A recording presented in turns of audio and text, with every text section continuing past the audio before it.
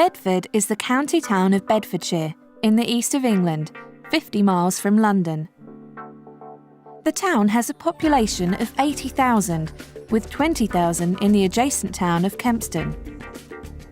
The town and its surrounding rural area have a population of 150,000. The town of Bedford was founded by invaders from Denmark in the late 9th century, and this part of Bedford's history is still remembered and celebrated today by reenactors.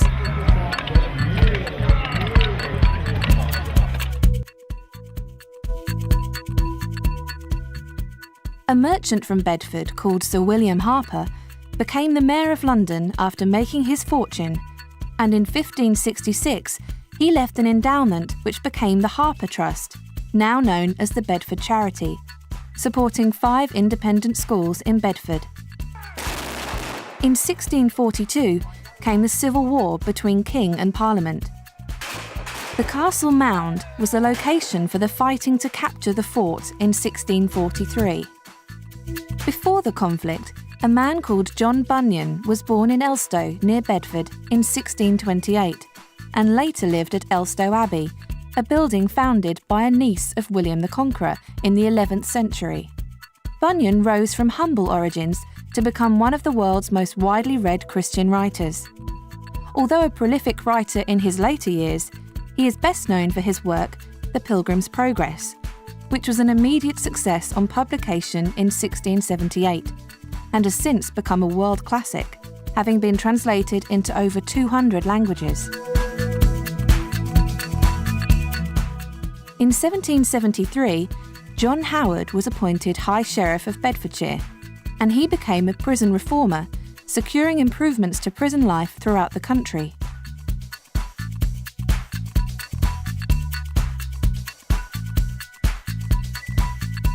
John Howard's cousin was Samuel Whitbread, who was born in Cardington. Whitbread became the Member of Parliament for Bedford in 1788, and he is remembered largely for the brewing company he built, which was the first to mass-produce beer.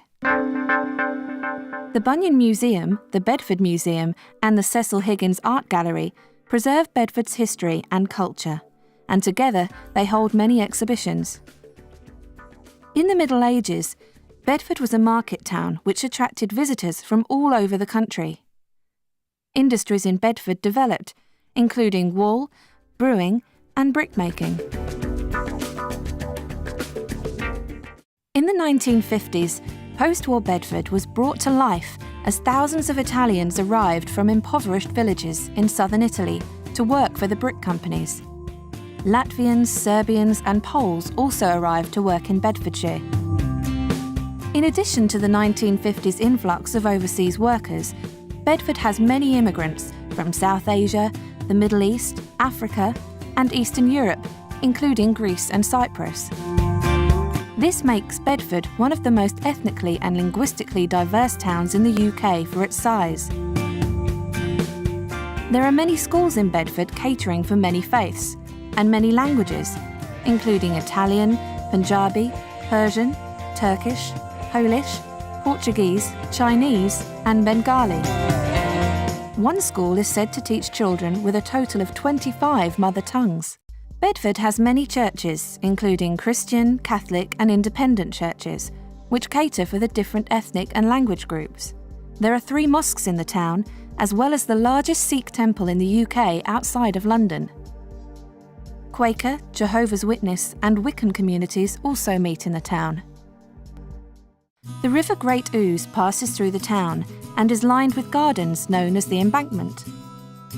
There is a war memorial and the Castle Mound, which featured in the Civil War and is the remains of a medieval castle. Throughout the year, the Embankment is an attractive place for residents and visitors to Bedford. The River Great Ouse is the focal point for sport, leisure, festivals, and celebrations. The town mayor leads the community at many events.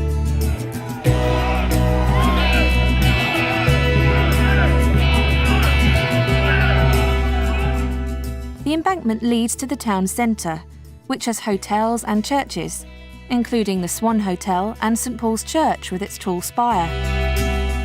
Bedford has a university campus and a college, which together with independent and faith schools provide a complete education system for the community. Over the years, Bedford has developed its amenities, such as Bedford Park, which is the town's largest urban park, located to the north of the town centre. It has a Victorian design and is a popular leisure venue.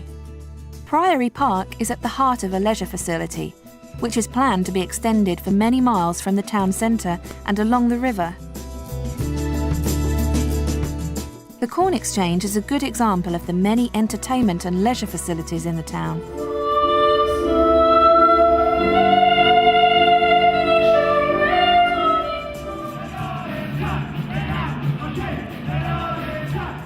Perhaps the most iconic landmark lies not far from the town at Cardington, where Cardington Sheds were the home to the ill-fated R101 airship.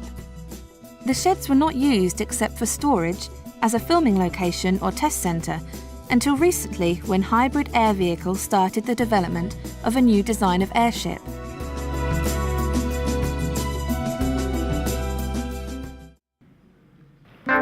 Bedford has numerous sports clubs, organisations and facilities, including a rugby and athletics stadium. The rugby club, called Bedford Blues, have been playing on virtually the same pitch for over 100 years, and 32 players have gained international honours while they were actually playing for the club.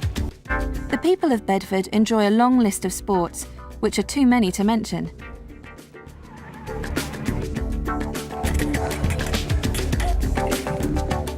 Not surprisingly, the river plays host to many of these sporting and leisure events.